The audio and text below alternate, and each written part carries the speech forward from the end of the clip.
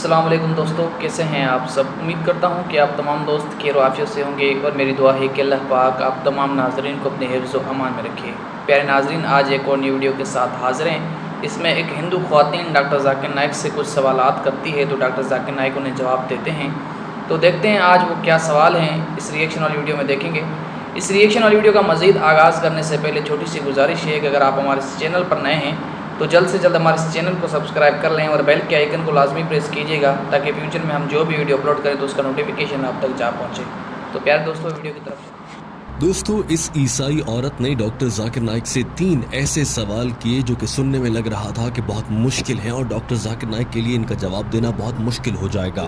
اس عورت نے یہ بھی کہا تھا کہ اگر ڈاکٹر ذاکر نائک میرے سوالوں کا صحیح جواب دے دیں گے تو میں یہیں کھڑی کھڑی اسلام قبول کر لوں گی۔ اس عورت کا پہلا سوال یہ تھا کہ مسلمان جب حج پر جاتے ہیں تو آب زمزم اور کھجور لاتے ہیں، اسی طرح سے ہندو اپنے مندر کی پرساد لاتے ہیں اور پرساد سب کو کھلاتے ہیں، تو ان دونوں میں تو کوئی فرق نہیں ہوا۔ اس عورت نے کہا کہ مجھے ان دونوں میں کوئی فرق نظر نہیں آتا۔ اس عورت کا دوسرا سوال یہ تھا کہ ایک مرد کے ساتھ جنسی تعلق کیوں نہیں بنا سکتا، اسی طرح سے ایک عورت کے ساتھ جنسی تعلق کیوں نہیں بنا سکتی، اسلام میں ہم جنس پرستی سے منع کیوں کیا گیا ہے۔ یہ عورت جاننا چاہ رہی تھی کہ شادی کے بعد ہی ایسا کرنے کی اجازت کیوں ہے، اپنی جنسی لذت حاصل کرنے کے لیے شادی کی ضرورت کیوں ہوتی ہے، اور ہم جنس پرستی جس میں مرد کو عورت کے ساتھ کرنے والے لذت ہی محسوس ہوتی ہے یا عورت کو مرد کے ساتھ والے تعلق کی لذت ہی محسوس ہوتی ہے، اس سے منع کیوں کیا گیا ہے۔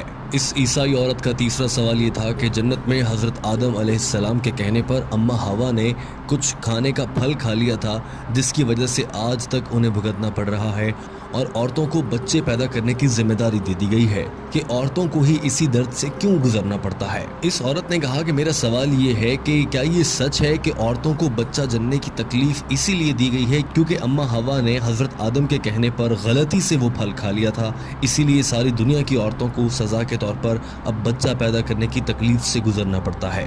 ڈاکٹر ذاکر نائک نے جواب دینے سے پہلے کہا کہ ہماری اس بہن نے اچھا سوال کیا ہے اور ان کے سوالات کو دہرایا۔ انہوں نے پہلے سوال کو لیتے ہوئے کہا کہ پرساد کھانے میں اور خانہ کعبہ سے یا حج اور عمرہ سے کھجوریں کھانے میں کیا فرق ہے، اس پر سب سے پہلے بات کر لیتے ہیں۔ انہوں نے کہا کہ ہندو کتابوں کے مطابق پرساد اللہ کو کھلانے کے طور پر دیا جاتا ہے، لہٰذا ہندو جب پرساد بانٹتے ہیں یا کسی کو دیتے ہیں تو اس کا مطلب یہ ہے کہ وہ اپنی طرف سے یہ سوچ رہے ہوتے ہیں کہ وہ اپنے بھگوان کو یا اپنے خدا تک کھانا پہنچا رہے ہیں، جبکہ حقیقی خدا کو جسے آج تک ہندو پہچان نہیں پائے اسے کھانے کی ضرورت نہیں ہوتی۔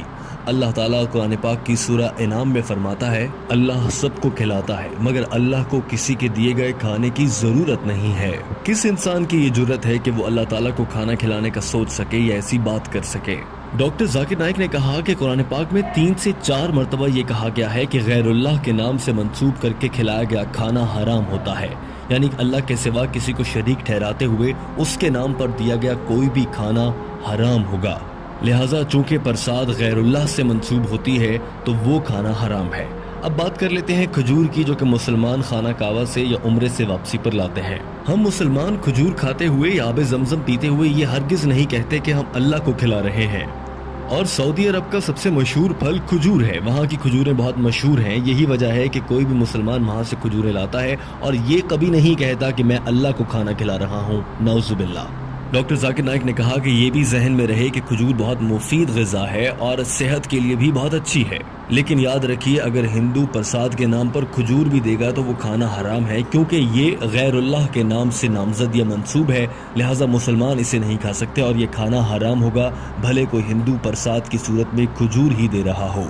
دوسرے سوال کی جانب بڑھنے سے پہلے ڈاکٹر ذاکر نائک نے کہہ دیا کہ یہ ہے ہندو اور مسلمان میں فرق کہ مسلمان ایسا نہیں سمجھتے کہ ان کے بنانے والے رب تعالیٰ کو، اللہ کو کسی کے کھانے کی ضرورت ہے، جبکہ ہندو ایسا سمجھتے ہیں کہ ان کے بھگوان کو کھانا کھلانے کی ضرورت ہے۔ ڈاکٹر ذاکر نائک نے کہا کہ ہماری اس بہن کا دوسرا سوال یہ تھا کہ ہم جنس پرستی کیوں غلط ہے، مرد کے ساتھ اور عورت کے ساتھ سیکس یا جنسی تعلقات کیوں نہیں رکھ سکتے، جبکہ مقصد تو لطف لینا ہی ہوتا ہے، اور اس کے لیے شادی کرنے کی کیوں ضرورت ہے، شادی کے بغیر یہ سب کیوں نہیں کیا جا سکتا۔ ڈاکٹر ذاکر نائک نے اس کا جواب دینے کے لیے قرآن پاک کی آیت کا حوالہ دیا اور کہا، اللہ تعالیٰ قرآن پاک کی سورہ اسراء آیت نمبر 32 میں فرماتا ہے کہ زنا کے قریب مت جاؤ، کیونکہ یہ بے حیائی اور برا راستہ ہے۔ اور قرآن پاک میں ایک اور جگہ ارشاد فرمایا گیا ہے کہ اور تم مردوں کے ساتھ جنسی تعلق رکھتے ہو، یعنی تم حد سے گزرتے ہو، بلا شبہ یہ بے حیائی ہے، یعنی تم اسلام میں لگائی گئی ہم جنس پرستی پر پابندی کو توڑنے والے ہو، جو کہ حرام ہے۔ اور اللہ تعالیٰ نے میاں بیوی کے لیے ایک دوسرے کے دل میں محبت رکھ دی ہے، بے شک غور کرنے والوں کے لیے اس میں بہت سی نشانیاں ہیں۔ لہٰذا ہم جنس پرستی سے لذت لینا قرآن پاک کی روح سے انتہائی غلط ہے، اور ہم جنس پرستی میں لطف تو ہو سکتا ہے مگر محبت نہیں ہو سکتی، جو کہ اللہ تعالیٰ نے خالصتاً میاں بیوی میں ایک دوسرے کے لیے رکھ دی ہے۔ اور سائنس بھی یہ کہتی ہے کہ انسان حقیقت میں ہم جنس پرستی کو ناپسند کرتے ہیں۔ اب آپ یہ بھی نکتہ اٹھا سکتی ہیں یا اٹھاتی ہوں گی اکثر کہ ہم جنس پرستی دو لوگ اپنی مرضی سے کر رہے ہیں، ہم اس میں کون ہوتے ہیں بولنے والے، لیکن ہمارے خدا نے، اللہ تعالیٰ نے اس سے منع فرمایا ہے۔ ڈاکٹر ذاکر نائک نے کہا کہ اسلام نے اس حوالے سے شادی کو اسی لیے رکھا ہے، اسی لیے انسان میں جنسی لذت حاصل کرنے کی خواہش بھی بہت زیادہ رکھی گئی ہے تاکہ وہ جلد از جلد شادی کریں اور اس کے بعد ان کی اولاد نرینہ ہو اور انسانوں کی آمد کا سلسلہ قیامت تک یوں ہی چلتا رہے۔ اور اگر ہم جنس پرستی ہوگی تو بچے کیسے پیدا ہوں گے؟ ڈاکٹر ذاکر نائک نے کہا کہ حضرت محمد صلی اللہ علیہ وآلہ وسلم نے ارشاد فرمایا کہ میاں بیوی کا آپس میں جنسی تعلق رکھنا دراصل عبادت ہے۔ اور آج سائنس ہمیں یہ کہہ رہی ہے کہ ایک جانب وہ لوگ جو شادی کرتے ہیں مختلف جنس کے لوگوں سے، اور دوسری جانب وہ لوگ جو ہم جنس پرستی کرتے ہیں، ان کے درمیان موازنہ کریں تو شادی کرنے والے لوگ زیادہ خوشگوار اور اچھی زندگی گزارتے ہیں۔ ڈاکٹر ذاکر نائک نے یہ بھی کہا کہ اسلام، یہودیت، عیسائیت اور تمام مذاہب ہی ہم جنس پرستی سے روکتے ہیں، اور یہ انسان کی صحت اور اس کی نفسیات کے خلاف ہے۔ ڈاکٹر ذاکر نائک نے کہا کہ میں جب کینیڈا گیا تو میں نے وہاں پر دیکھا کہ ہم جنس پرستی کے اشتہار لگے ہوئے تھے، جبکہ کینیڈا جیسے ملک میں اس سے منع کیا گیا ہے۔ پوری دنیا میں اس سے منع کیا جا رہا ہے، اور اب دنیا کو یہ سمجھ آ رہی ہے کہ یہ کام غلط ہے، اور پوری دنیا اب ہم جنس پرستی پر پابندی لگا رہی ہے، مگر بھارت میں ہم جنس پرستی کو اور اس رواج کو فروغ دینے کی باتیں ہو رہی ہیں، اور اسے عام کرنے کے لیے قانون بنانے کی باتیں کی جا رہی ہیں، جو کہ غلط ہے۔